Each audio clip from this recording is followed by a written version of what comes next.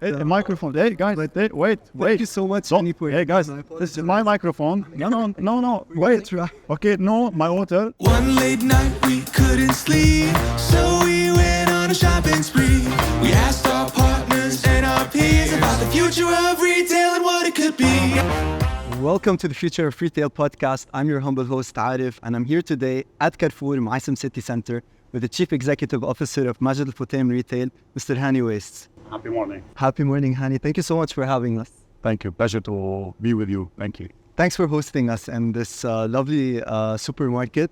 First time we visit this branch, but as always, Carrefour is always innovating, and that's one of the reasons that we wanted to get your perspective on our podcast today. But before we start, usually in any other interview or podcast, you have the host introducing the guest. In our case, we'd like you to introduce yourself in TikTok style. So when you sign into our platform, we give you 80 characters to work with. So how does Hani Weiss introduce himself with 80 characters? All right, that's going to be very difficult. Let's put subtitle. A family man, leaders, retailer, motivator, growth making, and more importantly, humble. Amazing. Did you make it? Good. So the first thing you made it. So thanks for that. So Hani, before we delve into the future of retail and all the innovations you're doing at Carrefour, we'd love to know you a bit more as a person. Sure. So if it'd be okay to play a little game with us, we're going to put a timer, 60 seconds. And the idea is we're going to go through a series of rapid fire questions. That's very harsh. It's a bit hard, not harsh, but we'll do our best. All right, ready. Okay. So, what's the first aisle you visit when you're at Carrefour? Fresh food. If you were not the Majid Al Futtaim retail CEO, you would have been? Pilot. What's an industry buzzword you cannot hear anymore? Agile. What's one buzzword you're guilty of? Agility. If you could time travel, which year would you first visit? Back in 50s, one day, the grocery retail was born. What's your go-to snack between meetings? Carrefour snack bars. Early bird or night owl? Early bird. Homemade food or delivery? Homemade. If Carrefour shopping carts could talk, what would they say? Please save me, I need more stuff in. Can I convince you to make a TikTok together? Absolutely, if the content is relevant. It will be. Are we at 60 seconds? Okay, awesome. Thank you, Hani. Great. So, thank you so much for playing the game with us. Now we'd love to talk a bit more about the future of retail. I would like to give you a bit of background about why we started this podcast. So, our industry is an industry of many buzzwords. There are a lot of great things in it, but there's also a lot of buzzwords. So last year, we decided to get the real perspective from CEOs and C-level stakeholders such as yourself to understand what's a buzzword and what's the reality when it comes to innovation. Yeah. And we found very different teams. We've met CEOs from different companies. Different teams came out like sustainability, like experiences, etc. But the common denominator to all the episodes we've done was one, and it was the customer. So it all went back to customer centricity. So the idea was, how do we meet with CEOs and have conversations that shed some light about what are some initiatives you are doing to solve for customer pain points through innovation? And one of the things that we were most inspired by recently was when we had the chance to watch you. You were at the Chief Future Officer Forum, and you've spoken about the transition from business intelligence to extended intelligence to artificial intelligence. Correct. But I love that you spoke about how it wasn't doing AI for the sake of AI, but you were leveraging AI for the sake of your customer. Can you tell us a bit more about that? Great, thank you for that. It's actually one of the most exciting, topic for me. It's all about customers and all about driving innovation for the sake of enhancing our customer experience and take it always to the next level. This is what I'm always promoting in terms of the use of technology, but also all and each and every innovation we do in our stores or online. For instance, we started to move into AI since a couple of years now. And the reason why we're doing that is really to take the customer experience to the next level. If we take an example of, for instance, the assortment that where we use AI to reconstruct our assortment, taking into consideration, the customer base that we have around each of our stores. And the beauty of it, in Dubai, you have to deal with more than 190 nationalities. Yeah. So the best AI around world could not fit, or be off-the-shelf solution for mass retail in the region. We had to tweak it and make sure that, it's fit for purpose for Carrefour in the Middle East, in Dubai specifically. For instance, here in the store, in Weiss, we decreased the assortment by 25%. And the results, customers told us, wow, you have more assortment. Oh, the store looks much better, much nicer. And guess what? The sales increased by 3%. And we have not done that to reduce the stock or et cetera, et cetera. We have done that really to give the customers the choice to choose better and have their products faster and easier. So even if it sounds counterintuitive, absolutely, but less is more. I mean, this is one great point here, because my team had a lot of challenges to accept to reduce the assortment, because they thought if they reduce the assortment, the sales is going to go down. Yeah. And in reality, we measure that through our NPS. And NPS in this store specifically is at the best across our stores in Dubai or in the UAE. It's at 53. So our customers are telling us, thank you.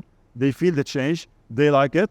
And they do purchase more because it shows also in our sales. So we measure the customer first and then the return on investment of this initiative. The other great initiative around the utilization of AI is what we call the Unmanned store or the Simply Checkout store. This is where we utilize AI in order for us to deliver unparalleled customer experience by using the best technology. Is that the iFi partnership you've done? Exactly. This is where also where Majid Fotem is always, stepping to motivate, the startups company and, adopt the use of new technology. So iFi have chosen us to partner with us in the Middle East, to promote the Carrefour City Plus. It's a state-of-the-art. It's a store where you can go do the entire shopping without the need to have any, stop at the end, no checkout. It is in Mall of the Emirates. Yes, it is a very nice store. I really advise you to go and visit and enjoy the experience. I need to visit the store. So, all what you need is your phone, even and with Carrefour app installed in it. And definitely, I'm presuming that you have it because you buy from Carrefour online. But even non-loyal customers, the tourists, can enjoy this service by using their credit card. And this is a feature that we recently added. Now, the beauty about this store, it's a computer vision-driven technology. So it follows every customer by recognizing the mass of the body of the customers. We don't store any data of our customers. Confidentiality is very, absolutely. And this is very, very important. And the surprise is that some customers, they told us, what do we do? So they left the store, but they still waited outside the store to understand, okay, what happened? And, it's so fictionless in a way that customer couldn't believe it. Because as a shopper, sometimes you're not used to it. So you feel guilty that you're walking without thinking. But actually, customers told us the feeling is like a thief. We said, no, it's not. It's just, fictionless experience. Yeah. And this is what you've been told us, that we need something, easy, fast, and quick. Yeah. And we listen to you. You spoke about customers not being used to the idea yet. So, and our understanding, this is still a pilot, correct? You still consider it a pilot? Absolutely. Is the plan to scale this in the future? So there are different plans for the store. The store is standalone. I don't think it's gonna be, a lot of them in the future because the store is too small. It's like, it's a city plus concept. The idea is that once we learn and the machine learning, get to know better the habits of the customers, the utilization of this, technology, we may embed it within a much bigger store in the future. And probably if there is a section for us to talk about the store of the future and what the future could, lies for us, probably we can talk about definitely. that. Yeah, definitely. Definitely we can. But before that, I just want to circle back to one point you were making, because you mentioned that you've been using AI to create data decisions that in our past, we used to base them on intuition and on historical performance or historical data. Today, you're leveraging AI for Absolutely. that. So you've mentioned the assortment optimization. Can you talk me more about also another customer pain point you've solved, which is queuing? So I understand that is something that you've recently leveraged AI for. Absolutely. So queuing used to be an issue at most of Carrefour, checkouts because, our customers love Carrefour and they love to shop. And sometimes, we may have this bottleneck where customers had to queue for more than 1 minute. Yeah. What we have used is that we give our data analytics team this case study and we told them to analyze it and find us a way to make sure that we follow the customer trends throughout the day. And it's very difficult because customers may pop up suddenly and shop in your store. Yeah. And the result is that we have now an AI that is helping us to make sure that we have enough cashiers at the peak times where customers don't have to queue. So we cut the queue times literally by 50%. I imagine your net promoter scoring. And our NPS went over the roof. In certain stores, our NPS went to 70 at the checkout because customers felt it. So this is the beauty of where you can use AI or technology for the sake of enhancing customer experience, not for the sake of just innovating. Now, I'll give you another example. We have utilized AI in the search. For instance, when you go to Carrefour app now, AI can help you from your recent searches or can help you quickly to go to an item that you are searching for that pop-ups first versus any other items that used to pop up in the past. Okay. More often, actually, through AI, we have enhanced our stock availability online to more than 95, sometimes 98%, and have helped us also to enhance the routing. When we deliver to our customers now, we can commit to 98% delivery on time, which is a very, very high standard compared to the global or regional benchmark. Amazing. So there are no buzzwords. It's using technology to solve for customer pain points. Absolutely. So Hani, from that, I'd segue into something which is very close to our hearts. So as a platform, as TikTok, we're there to inspire creativity and bring joy. Our mission that every time you use TikTok, we leave you with a smile on your face. Recently, we ran a study with Ipsos where we found out that TikTok was the only platform of its kind where users left with their mood uplifted, and the mood uplift was 2.6 times more than the general average of other platforms. So in a nutshell, our aim is to make you smile. Now, I understand that Carrefour has also been working with using that smile, but in a new context. Absolutely. Can you tell me about this initiative? That's great. In fact, I have to say that every time I use TikTok, I was extremely happy and smiling. Can you pay with that smile? We can definitely, and that's why we use the pay, services TikTok. Now with the smile, we have partnered with a startup company called Pop ID from the US, where we brought to the region as being first as usual, a very, very nice way of checking out of the store or paying simply by smiling to the camera. Okay. Once you smile, your facial recognition is recognized in the system, and you can just simply leave the store. So the idea is that if you still want to do your shopping in traditional way using the cards, physical cards, not the digital as the City Plus, you can still use it. And once you are at checkout, you smile to the camera, and here you are, paid and leave. And now I'll give you an example that one of our customers came to the store, and he was coming from Kite Beach, and he was thirsty, and he wanted to buy the Carrefour juices. Okay. Now it happened when he was in the store, his mobile battery died. And he was so much dying to get his juices. And he wanted to try the face pay because he pre-registered himself. He did try it, and he was the most happier customer on earth because this, technology have helped him to get the product at a very, very seamless way. That's amazing.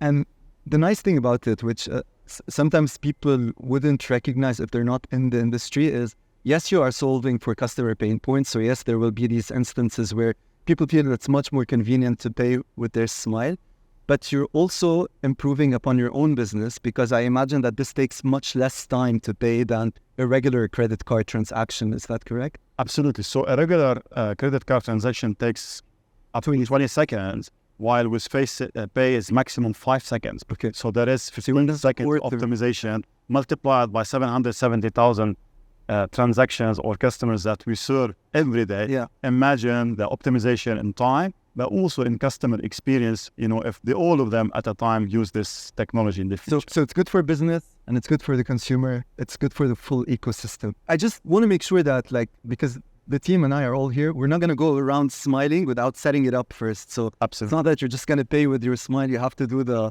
setup in the background for it to actually work. But it takes less than a minute for you to set up this service on your phone. It's very easy, very convenient. We need to set it up because it's part of the regulation and get the consent of our customers. Yeah. And I promise you, not everyone smiles in our store get paid automatically. For others, but you have to be in front of the camera. consciously doing your, transaction and then smile and leave. Amazing. So you've mentioned two partnerships you've done here. You mentioned Pop ID for the FacePay initiative. You've mentioned the partnership with iFi for the Store of the Future or the Unmanned store, Correct. the City Plus and Mall of the Emirates. And these are very exciting because they're customer-facing applications of artificial intelligence. But equally important is the back-end application of AI. Absolutely. So you've been recently talking about how you use AI to automate and robotize fulfillment centers. Correct. How has been the experience there in terms of driving these partnerships in the background? Correct. Grocery retail is not very difficult business. You need to make sure that you have a great supply chain. You need to have, stocks available for our customers all times. And you need to have, choice for the customers. But it has to start all from the back end, the supply chain. Because if you don't have the right supply chain, then everything else will collapse, even if you have the best look and feel of the stores, etc., etc. So what we've done is that we invested heavily in the back end of the stores with the micro fulfillment centers or the automated fulfillment centers. These are state-of-the-art technology, not only in terms of technology, but the utilization of robotics inside those micro fulfillment centers. We partnered with Knapp from the USA again. Okay. And then we were the first to bring in those fulfillment centers here in the UAE and in Saudi to optimize the way we do our online orders. It has helped us and helped our customers to have more availability. So the availability increased drastically to more than 95% in those fulfillment centers. It has helped us actually to pick up an orders totally in 5 minutes versus 15 and 20 minutes in the past. And the orders picked from the micro fulfillment centers itself, it's picked in 1.6 minutes. Wow. The beauty of it is that we are able also to pick up grocery, but also frozen goods from this micro fulfillment centers. And it has robotics that actually sorts the products for the customers. So there is absolutely zero error when it comes to customer delivery. So customers, faster but more accurate. absolutely. So customers may not see it, but they may understand that the accuracy is 100% because robotics are, segregating the deliveries to be shipped to our customers. So, Hani, you have given us very salient examples about the application of artificial intelligence and how you're solving customer pain points. I want to talk a little bit about your leadership, which has enabled the delivery of this. I understand that the digital transformation journey is a long one and a tough one. It's one that you started back in 2017. Correct. Can you tell us a bit more about how has that experience been and what are the biggest challenges you faced along the way? It's a great question. Actually, I think I have learned in the last 5-6 years more what I have learned over the last 25 years because of this digital transformation from all aspects. Because back in 2017, when I went first to my board and told them that I'm going to invest, sizable amount of money and taking out of the capex of the coming 5 years, they were all shocked of the amount that we're going to invest, in the future. But we got all of them approving this investment for the future, which is very, very meaningful. But at that time, I did not expect, the challenges that I would have faced, moving a brick and mortar organization into an omni-channel organization. And now I can easily talk about omni-channel. In the past, it was probably one of buzzwords that people have used. We started actually channels like online and offline, two separated channels. It was extremely difficult to convince our colleagues in the store to promote for the online business. And you have 38,000 colleagues, We have right? 38,000 colleagues. Huge organization. Huge organization. They were all skeptical about the future of the online business. We were all thinking that online is going to be the new competitors for their stores, and they were all fighting it back. Okay. So this was the most challenged part of the digital transformation journey, much more than, the digital itself, the technology, the mindset. This is the mindset. And across many markets, 15. And this is exactly, we operate in 15 markets, and it was so hard, to convey the message. That's why at the beginning of digital transformation, I used to spend 70% of my time really talking to my team, talking to the people about how important it is for us to invest for the future. Yeah. Now, some of the, great colleagues have, really adopted that quickly, and they understood the message. Some of them, took some time to understand, to believe in it.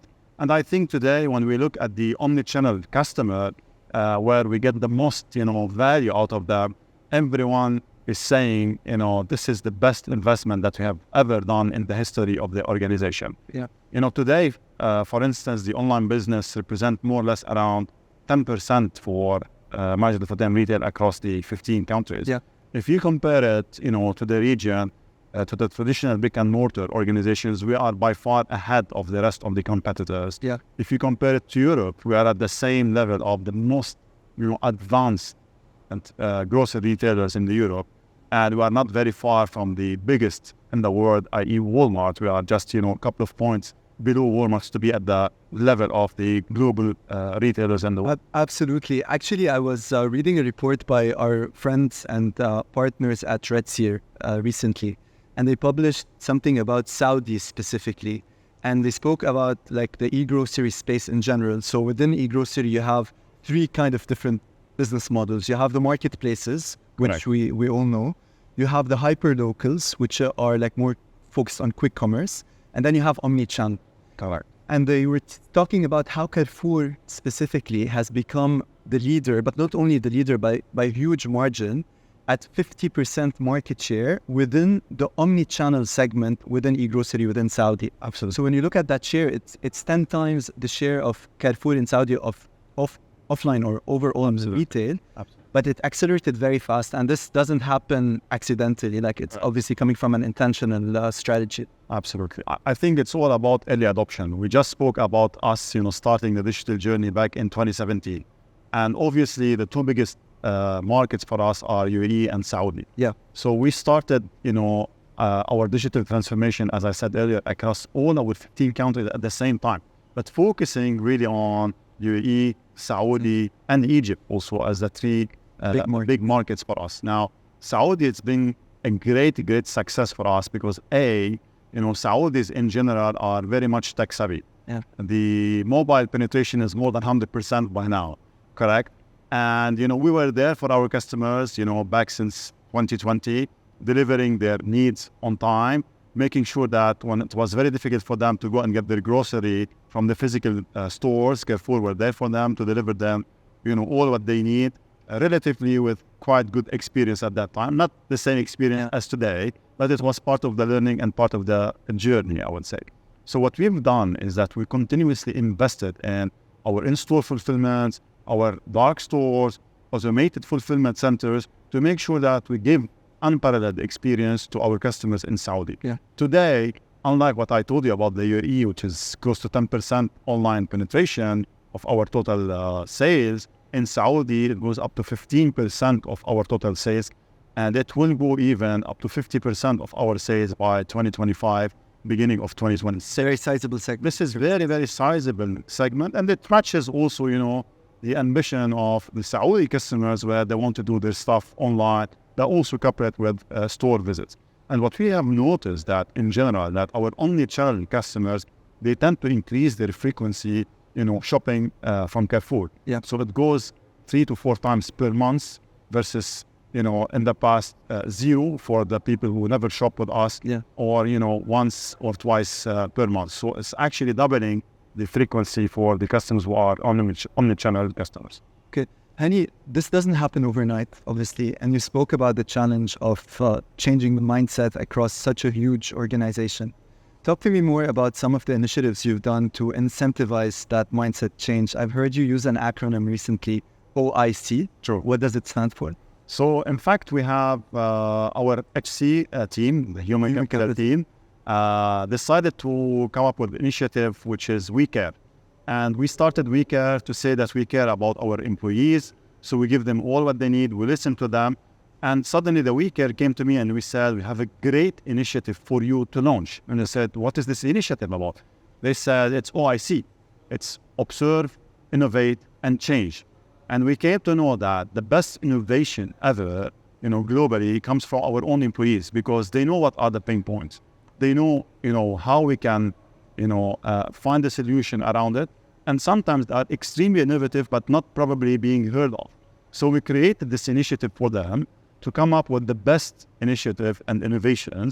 They come once a year to Dubai. We actually rent our biggest IMAX cinema, and we bring all the participants in a panel, where they go and they present their ideas, and there are, prize around it, not only, prize and incentive and what have you, but our promise to them and my promise to them is that the top 3 initiatives are being implemented in Carrefour and being rolled out actually to all our 15 countries. Real life. It makes sense in real life. Like So imagine, the boat, for example. for instance, the boat is one of them. Imagine that when people saw the boat up and running in the sea, and people telling that there is this crazy, grocery company in the Middle East launching the first safe-to supermarket in the world, with all the sustainability aspects, features, etc., etc. It was coming from our So employees. it's not a marketing stunt. So it's not a marketing thing. For our listeners and viewers who either don't live in Dubai or haven't heard about the boat, can you tell us a bit more what that initiative was? It's a very simple initiative. It is a boat that actually, out in the sea, delivers customers who wanting to buy from Carrefour, whether they are on their yachts or jet skis, or even if they are beachgoers on the beach, they can use the Carrefour app or the call directly. We have a call special WhatsApp number for this boat, and we have a skiff actually attached to this boat that delivers people who are on the beach. Or if you are on your yacht, you can just sail through, like the drive-through. This is sail through. You can stop by, do your shopping, buy whatever you need from all the needs, from a suntan oil to probably, waters to etc., etc., etc. And we're happy to deliver them to you at very, very reasonable prices versus, other shops around or restaurants on the beach. It's probably the only place in the world where you can do this, right? Exactly. I mean, it's all about Dubai. Dubai being, the ethos of Dubai is being innovative, is bringing something new. And this is what MAF continuously been doing. Now, to talk about also incentive, what we've done also, we have incentivized our store manager with additional bonus for those who will actually adopt the omni-channel versus one channel, correct? And then, so there was a lot of, incentive for our store managers to go after, online and ask for more orders for them and for their team to be incentivized with additional, bonus, recognition, but also being, awarded for the award of the CEO, which is a very unique award that we do once a year for our best performers, not necessarily in terms of results, but in terms of taking initiatives to the next level. Okay, nice. So observe, innovate, And change. And if you don't innovate Die. or die. Absolutely. This is a key theme that I keep on repeating in all the panels that I go to. In fact, if we continue to do the business the way that we have done it back in 50s and 60s, and we expect different results, then won't exist in the future. Become obsolete. You become obsolete. And this is where myself is completely, motivated on a daily basis. I come with a full reset, by thinking, what is next for us? What we're gonna do something to disrupt the market. And if you ask me, when you ask me define, or tell me about you, I told you disruptor, innovator. Yes. This is, the two definitions or the two themes that I would like to recognize the company, by, is that being ahead of the curve, innovating and bringing something new to our customers. And this is clear, obvious. Some other retailers around the world have completely collapsed, or they've lost their market shares, or they have lost their customer base because they wouldn't really want to engage in new features, innovation, technology, and being, ahead of, the customer trends. And Hani, do you recognize mistakes along the way? So obviously for a brick and mortar to start this digital transformation, it's much more difficult and strenuous than that of a pure player. So have there been mistakes along the way that you've, that you'd be comfortable sharing? Absolutely. There were a lot of mistakes, and we continue to do mistakes, by the way. You only learn by doing mistakes. There is no one perfect. I think it's harder for us coming from traditional brick and mortar, managing only stores to become an omni-channel organization. For instance, our database were skewed towards, certain way of describing products for our physical stores. Yeah. But we're not suiting, our online search specifically. So if a customers want to search a product, there is a way for customers to search it. So we had to reconstruct the entire assortment. We have more than 100,000 SKUs where we had to go at that time one by one to change the SKU. Now currently we have AI to do that automatically and continuously do the cleansing of our data. Our other mistakes were we over-invested in certain technology and then we couldn't scale up the technology. There are some other mistakes on people. We have made also mistakes where we thought that bringing people from from pure online players would do the transformation of our business. And we discovered that it's different culture. They couldn't even help the traditional brick and mortar team to convert them into an omni-channel, organization. So it was also a mistake. There was a mistake also on how we assess our people. But more importantly, we had to change the culture because it's all about the culture. So we have 2 floors in our MAF tower where MAF Retail is, the 4th, the 5th and the 6th floor. The 5th is a traditional corporate office where people comes with a suit, et cetera, et cetera. The 6th is where people come with jeans, very casual, startup thing. The look and feel of the offices are completely different. There's actually no offices, it's all open space, co-working spaces, place for people to co-create together and work with other opcos from other Majid company. So when you go to the 6th floor, I feel myself very old going there sometimes, but I love it. It motivates me a lot and I feel like super energetic by seeing all the young population, coming up with the solutions for the future, but many times ahead of the future really in terms of the pipeline that we have, that we're going to talk about it in a while. For sure. Tell us a bit more about this pipeline. You mentioned the store of the future. So the store of the future is one of the things in the pipeline. So imagine that we are now in the Bio Carrefour. Imagine this is going to be part of much bigger store, not isolated as a Bio Carrefour store. Integrated. But integrated in one full store. Now imagine also that tomorrow you go to a store where you do your shopping the way you want it. For instance, today we have the Valet Trolley where you can do your shopping, drop your products at the cash counters. We do deliver them to you at any time at your doorstep within, a framework of 2-hour slot. Tomorrow you can come to a store, do the traditional shopping for people who doesn't want to change, or do the just walk out thing in the store, no checkout, nothing, or do the scan and go, or do the mobile scan and go, or even more than that, you can find yourself, through the AI, straight going to what you have in your shopping list, which is preempted through your app. You see it and virtually you can go and get your products at super convenient way because people, in the future will require less and less times, doing their shopping. Now, moreover, the shop of the future, and we started that, by the way, will have less and less physical stores. What we have started with currently is what we call EVS, which is electronic virtual shelves, where every small in Carrefour can have an endless number of assortments without the need of carry them in the store. Okay. So it's a tablet.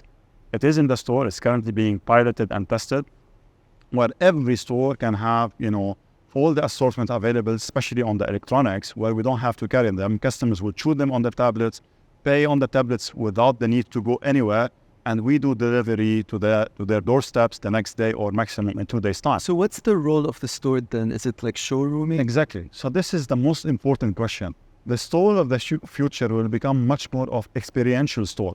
So it's all about the experience. It's all about enjoying while doing your shopping. It's not about, trying to be rushed to go out of the store, but actually enjoy a nice snacks that like the Bio cafe that we have here. So where customers can do their shopping, enjoy new innovation by our chef in the stores, enjoy new recipes, talk to other customers about how they can invent something new, learn from customers, but also being,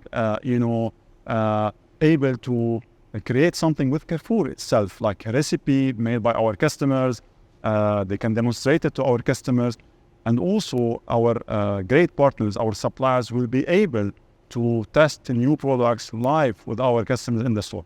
So if you think of the store, Personalization. it's all about personalization, experience, innovation, and always something new, always entertaining. So you are never bored when you come into Carrefour stores in the future. Entertainment resonates very strongly with us as an entertainment platform, and we believe very much in the power of entertainment and how it influences purchase and the customer journey.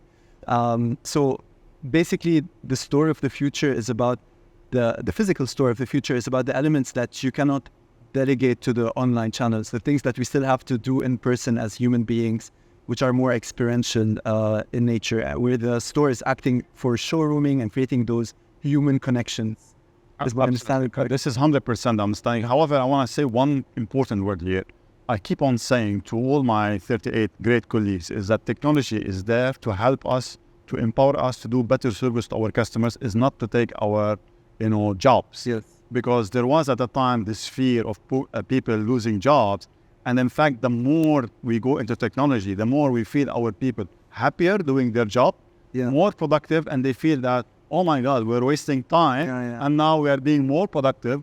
We're able to be in the selling area to talk to our customers, listen to them, get their feedback, and implement it immediately. So the more we embed technology, the more that we create happiness to our employees, but also our customers. So it's a fair concern. I sometimes worry as well. Like, I feel AI can do a much better job hosting this podcast than me. But I don't think we can replace this smile, this interaction with AI. I think it will be very, very difficult, but definitely it will help us to do a better job in the future. For instance, you could have done all your preparation in one click, exactly. Versus taking some more time and paper. So speaking of preparation, I read recently that after WEF, I believe you were invited by McKinsey and you were part of a forum where they shared the Retail Reset report. And I loved it because it's a new playbook for retail leaders. There are obviously multiple themes that come out of it, but there were two big takeouts that we took. The first one was about unprecedented disruption, and you've spoken a lot about this already. And they talk about how globally the retail sector has experienced much more disruption in the past 5 years as it has in the previous 25 years. Absolutely. And the main reason behind this is the emergence of what they're calling the zero consumer. So the zero consumer is a consumer that has zero boundaries between online and offline, that has zero loyalty as well to specific retailers or brands, that has zero patience because they're all about convenience and I need things delivered ASAP, but also they value net zero, which is sustainability. Is this only on a global level, or have you noticed that MENA consumers in our part of the region have also been conscious about their impact on our world? I think this is where companies like Majid Al Futtaim were early adopter of, this embedding the sustainability into our day-to-day work. So this is where we announced to be the first net positive by 2040.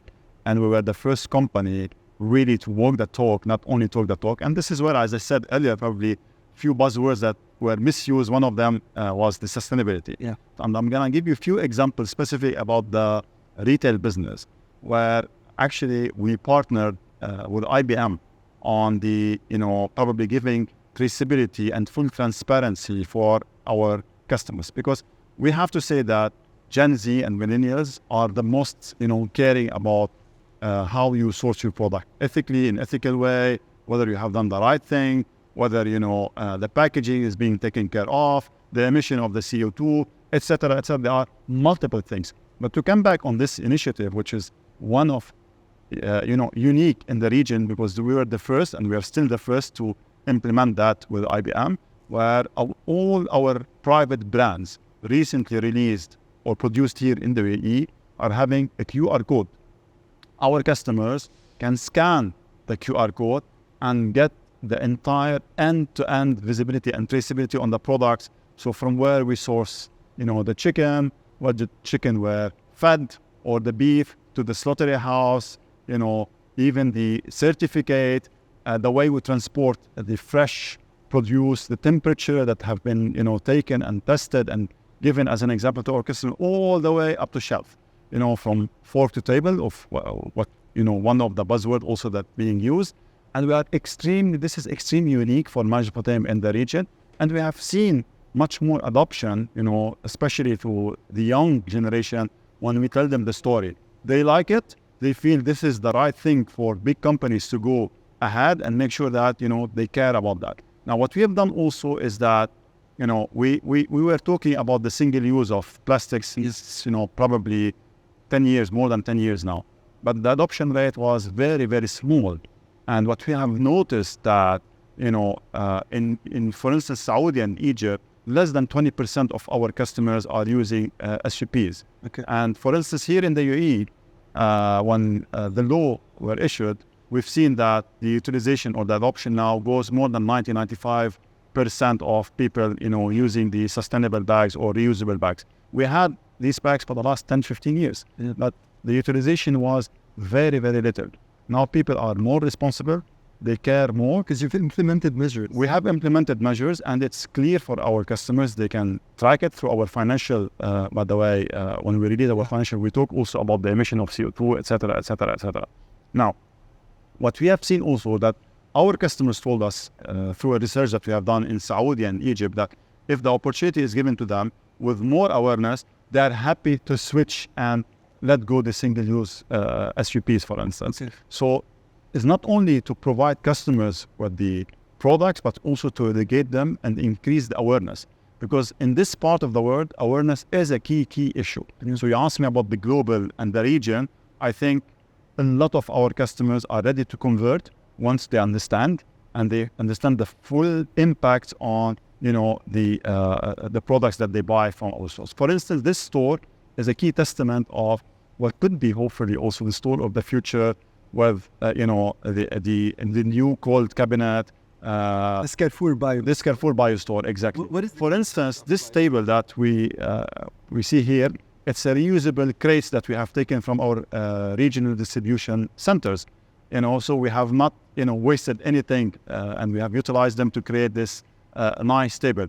To the sustainability in the electricity, the LED, for instance, lights, there is no any normal bulbs, etc., etc.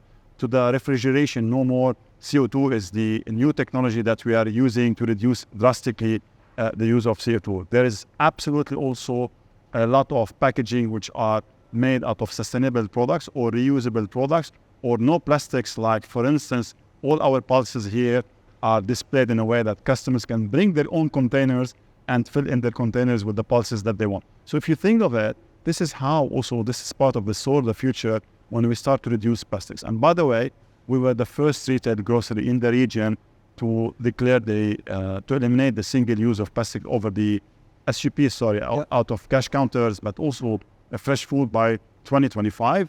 As we speak, currently there are more than 7 countries out of 15 countries have eliminated SUPs from the checkout counters, and we still have less than 14 months for us to go, or a little bit longer, go completely and eliminate SUPs from our checkout counters, our fresh food departments, and moreover, our private brands will have only sustainable packaging in the future. You've trained us very well. I don't go anywhere in my car without having my reusable shopping bag. This was my advice, like that.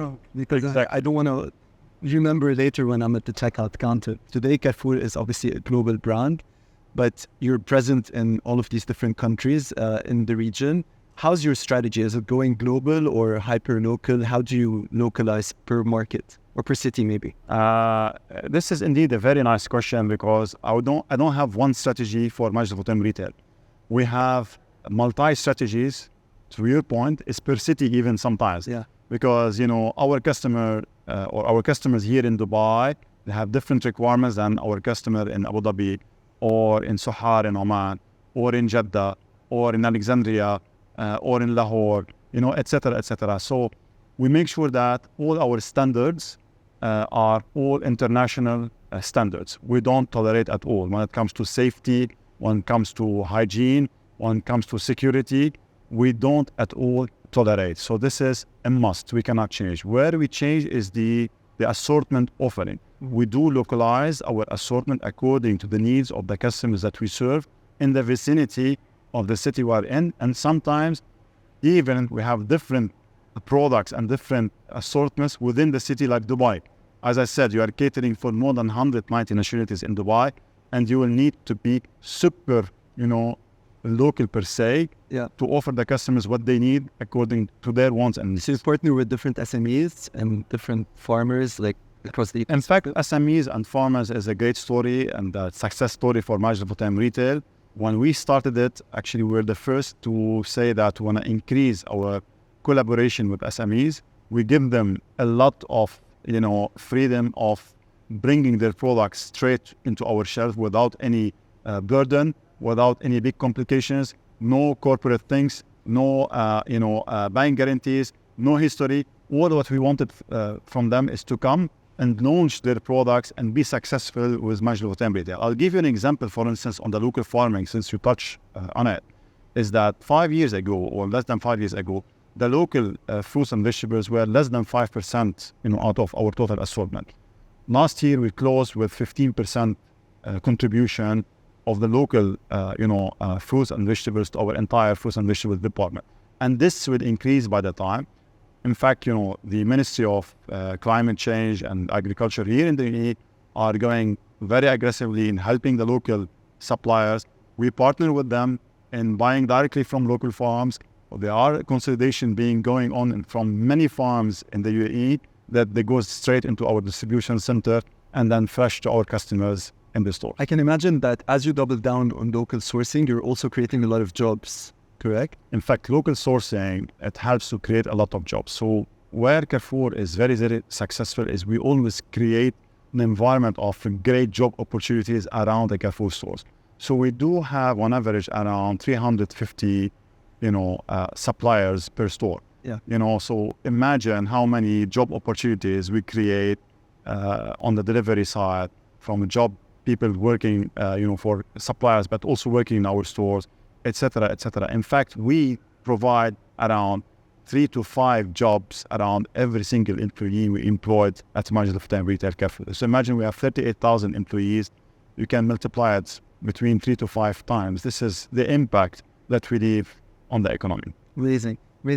Recently, when you were at WEF, you spoke also about the Edelman Trust Barometer and how globally the institution of business is the most trusted by consumers. So it tends to put a lot of responsibility on the shoulders of CEOs such as yourself. So as you speak about creating local jobs, this is only going to continue to be pertinent and important for your business. In fact, this is true, and it's very, very challenging at the same time, because every year when I go to WAF, the first thing I do is I really impatiently look for the Edelman, Trust Barometer for me to get to know how the companies, are being ranked and how they are perceived by their customers worldwide, etc. And last year, or this year, actually, beginning of this year, there was a shift from government to private sectors, which is actually great, but it put more and more pressure on CEOs, companies to behave differently, to really act in a different way to increase the trust.